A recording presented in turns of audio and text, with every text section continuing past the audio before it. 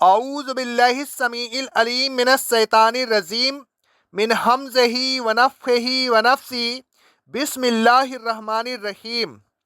سورہ المائدہ کی آیت نمبر 64، 65 اور 66 کی تفسیر چل رہی ہے، جس میں اللہ تبارک و تعالیٰ فرماتا ہے وَلَيَزِيدَنَّ كَثِيرًا مِّنْهُم مَّا أُنزِلَ إِلَيْكَ مِن رَّبِّكَ طُغْيَانًا وَكُفْرًا۔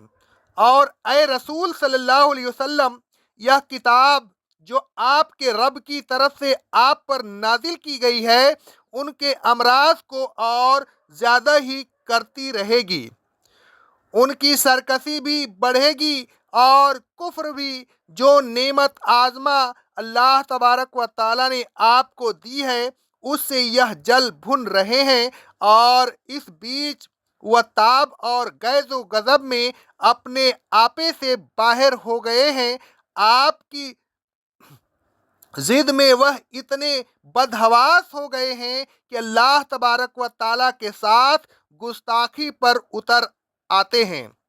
اور ابھی کیا ہوا ہے، جیسے جیسے اسلام ترقی کرے گا، دین کی تکمیل ہوگی اور حکومت الہیہ مستحکم ہوگی، ان کا حسد اور بغض بڑھتا چلا جائے گا، اور حسد اور بغض کی وجہ سے ان کی سرکشی اور کفر میں بھی اضافہ ہوگا۔ آیت زیر تفسیر میں کفر کا لفظ بتا رہا ہے کہ اللہ تبارک و تعالیٰ کے ساتھ ان کی یہ گستاخی کفر تھی۔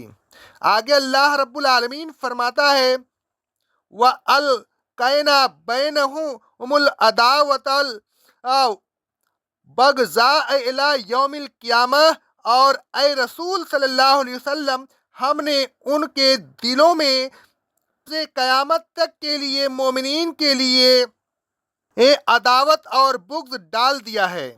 یہ اسی عداوت اور بغض کا تقاضا ہے کہ یہ بار بار مومنین کو لڑائی میں الجھانے کی کوشش کرتے رہتے ہیں۔ کلما اوقدوا نارا للحرب اطفأها اللہ، لیکن اللہ تبارک و تعالیٰ بھی ان سے غافل نہیں ہے، وہ ان کی تمام تدبیروں کو دیکھ رہا ہے۔ جب کبھی یہ لڑائی کی آگ سلگاتے ہیں، اللہ تبارک و تعالیٰ اس کو بجھا دیتا ہے۔ جنگ بنو نضر ان کی لڑائی میں سے ایک ہے جس میں یہودیوں نے ابتدا کی۔ حضرت عبداللہ بن عمر رضی اللہ تعالیٰ عنہ فرماتے ہیں، صحیح بخاری کی حدیث ہے، بنو نضر اور بنو قریظ نے جنگ کی ابتدا کی۔ اللہ تبارک و تعالیٰ نے لڑائی کی آگ کو بجھا دیا، یہودیوں کے دلوں میں رغبت ڈال دیا اور وہ لڑ نہ سکے۔ اللہ تبارک و تعالیٰ فرماتا ہے سورہ الحشر کی آیت نمبر 2 میں، وہی ہے جس نے اہل کتاب کے کافروں کو ان کے پہلے حشر کے وقت ان کے گھروں سے نکال دیا، تم کو وہم و گمان بھی نہیں تھا کہ وہ نکل جائیں گے، اور وہ لوگ یہ سمجھے ہوئے تھے کہ ان کے قلعے ان کو اللہ سے بچا لیں گے، لیکن اللہ ان کے پاس ایسی جگہ سے آیا کہ جہاں سے آنے کا انہیں وہم و گمان بھی نہ تھا۔ اللہ تبارک و تعالیٰ نے ان کے دلوں میں ایسا رعب ڈال دیا کہ وہ خود اپنے ہاتھوں سے اور مومنین کے ہاتھوں سے اپنے گھروں کو اجاڑنے لگے۔ تو اے آنکھوں والو، اس واقعہ سے عبرت حاصل کرو۔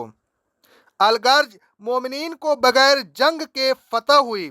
اللہ تبارک و تعالیٰ فرماتا ہے سورہ حشر کی آیت نمبر 6 میں، تم نے اس کے لیے نہ گھوڑے دوڑائے اور نہ اونٹ، ہاں اللہ جن لوگوں پر چاہتا ہے اپنے رسولوں کو بغیر لڑائی کے ایک قسط دے دیا کرتا ہے۔ اللہ تبارک و تعالیٰ ہر چیز پر قادر ہے۔ حضرت عبداللہ بن عمر رضی اللہ تعالیٰ عنہ فرماتے ہیں، صحیح بخاری کی حدیث ہے کہ رسول اللہ صلی اللہ علیہ وسلم نے بنو نضر کو جلا وطن کر دیا اور قریش کو مدینہ میں برقرار رکھا۔ کچھ عرصہ کے بعد قریش نے پھر جنگ کی ابتدا کی۔ حضرت عبداللہ بن عمر رضی اللہ تعالیٰ عنہ فرماتے ہیں، صحیح بخاری کی حدیث ہے کہ رسول اللہ صلی اللہ علیہ وسلم نے قریش کو مدینہ میں برقرار رکھا اور ان پر احسان کیا، یہاں تک کہ انہوں نے جنگ کی ابتدا کی۔ اللہ تبارک و تعالیٰ نے اس لڑائی کی آگ کو بھی بجھا دیا، یہودیوں کے دلوں میں رعب ڈال دیا اور وہ لڑ ہی نہ سکے۔ اللہ تبارک و تعالیٰ فرماتا ہے سورہ الاحزاب کی آیت نمبر 26 میں، اور اللہ نے اہل کتاب میں سے ان لوگوں کو جنہوں نے کافروں کی مدد کی تھی ان کے قلعوں سے اتار دیا اور ان کے دلوں میں دہشت ڈال دی۔ ان میں سے ایک فریق کو تم نے قتل کر دیا اور ایک فریق کو قید کر لیا۔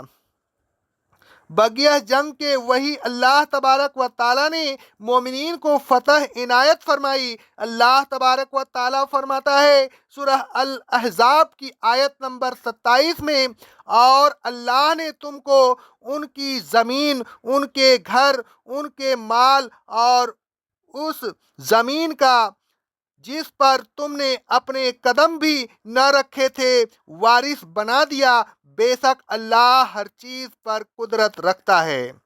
جنگ احزاب میں بھی یہودیوں کا ہاتھ تھا۔ اللہ تبارک و تعالیٰ فرماتا ہے سورہ الاحزاب کی آیت نمبر 26 میں، اور اللہ نے اہل کتاب میں سے ان لوگوں کو جنہوں نے کافروں کی مدد کی تھی ان کے قلعوں سے اتار دیا۔ اس جنگ کی آگ کو بھی اللہ تبارک و تعالیٰ نے بجھا دیا۔ اللہ تبارک و تعالیٰ فرماتا ہے سورہ احزاب کی آیت نمبر 25 میں، اللہ تبارک و تعالیٰ نے کافروں کو ان کے غیظ و غضب کے ساتھ واپس جانے پر مجبور کر دیا، وہ اس حملہ سے کوئی فائدہ حاصل نہ کر سکے۔ اللہ تبارک و تعالیٰ ہی جنگ کے سلسلہ میں مومنین کے لیے کافی ہو گیا۔ بے شک اللہ بہت قوی اور زبردست ہے۔ یہودی لڑائی کی آگ سلگایا کرتے تھے، اور نہ صرف لڑائی کی آگ سلگایا کرتے تھے بلکہ وہ یسعون فی الارض فسادا، زمین میں فساد بھی مچایا کرتے تھے۔ یہودیوں کے فساد و بدامنی پھیلانے کے لیے واقعات ہیں، مثلاً صحیح بخاری اور صحیح مسلم کی حدیث ہے، ایک یہودی نے ایک لڑکی کو محض زیور حاصل کرنے کے لیے قتل کر دیا جو وہ پہنے ہوئی تھی۔ یہودیوں نے ایک اور موقع پر ایک مسلم کو قتل کر دیا جو کسی کام سے خیبر گیا تھا۔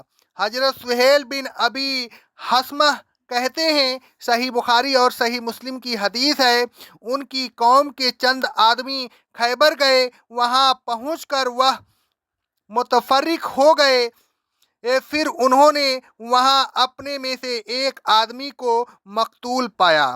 ایک مرتبہ یہودیوں نے رسول اللہ صلی اللہ علیہ وسلم کو زہر کھلا کر قتل کرنا چاہا۔ حضرت ابو ہریرہ رضی اللہ تعالیٰ عنہ فرماتے ہیں، جب خیبر فتح ہوا تو رسول اللہ صلی اللہ علیہ وسلم کو ایک بکری کا گوشت ہدیہ میں بھیجا گیا جس میں زہر تھا۔ رسول اللہ صلی اللہ علیہ وسلم نے فرمایا، جتنے یہودی یہاں ہیں سب کو جمع کرو۔ تمام یہودیوں کو آپ کے پاس جمع کر دیا گیا۔ پھر رسول اللہ صلی اللہ علیہ وسلم نے ان سے فرمایا، کیا تم نے اس بکری کے گوشت میں زہر ملایا تھا؟ انہوں نے کہا ہاں۔ رسول اللہ صلی اللہ علیہ وسلم نے فرمایا، کس چیز نے تمہیں اس کام پر آمادہ کیا؟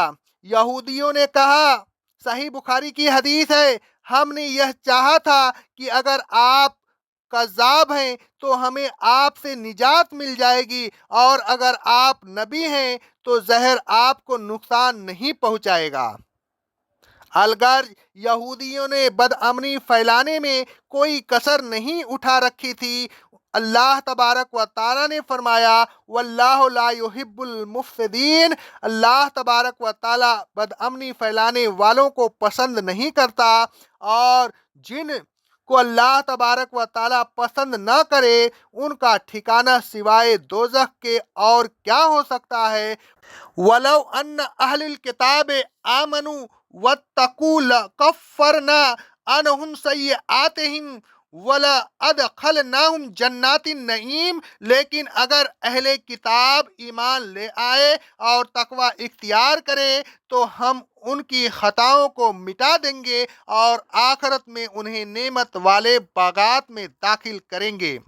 اور اگر وہ توریت کو، انجیل کو اور اس کتاب یعنی قرآن مجید کو جو ان کی طرف ان کے رب کی طرف سے نازل کیا گیا ہے قائم کریں، ان کے احکام پر چلیں، تو دنیا میں بھی ہم انہیں اجر دیں گے، پھر وہ اپنے اوپر سے بھی کھائیں گے اور اپنے پیروں کے نیچے سے بھی کھائیں گے، یعنی اوپر اور نیچے دونوں طرف سے ان کو رزق عطا کیا جائے گا، اور پھر بارش ہوگی اور نیچے سے زمین ان پھل گلہ ترکاریاں اگائے گی۔ اللہ تبارک و تعالیٰ فرماتا ہے سورہ الاعراف کی آیت نمبر 96 میں، اور اے رسول صلی اللہ علیہ وسلم، اگر ان بستیوں کے رہنے والے ایمان لے آتے اور تقوی اختیار کرتے تو ہم ضرور ان پر آسمانوں اور زمین کی برکات کے دروازے کھول دیتے، لیکن انہوں نے تکذیب کی تو ہم نے ان کو ان کے اعمال کی سزا میں پکڑ لیا۔ الغرض یہودیوں میں سب ہی برے نہیں تھے، ان میں سے ایک جماعت حق و انصاف پر قائم تھی، البتہ اسی جماعت کے لوگ قلیل تھے، وَكَثِيرٌ مِّنْهُمْ سَاءَ يَعْمَلُونَ، کثرت ان لوگوں کی تھی جو بدعمالیاں کرتے تھے۔ اسی طرح سے عیسائیوں میں بھی یہی بات تھی، کچھ لوگ اچھے بھی تھے اور بہت سارے لوگ برے بھی تھے۔ اے لوگوں، اللہ تبارک و تعالیٰ کی شان کے خلاف کوئی بات منہ سے نہ نکالیے، اللہ تبارک و تعالیٰ سے گستاخی کرنا کفر ہے۔ اے لوگوں، لڑائی کی آگ نہ بھڑکائیے، زمین میں فساد نہ برپا کیجیے، لوگوں کو سکون اور اطمینان سے زندگی گزارنے دیجیے۔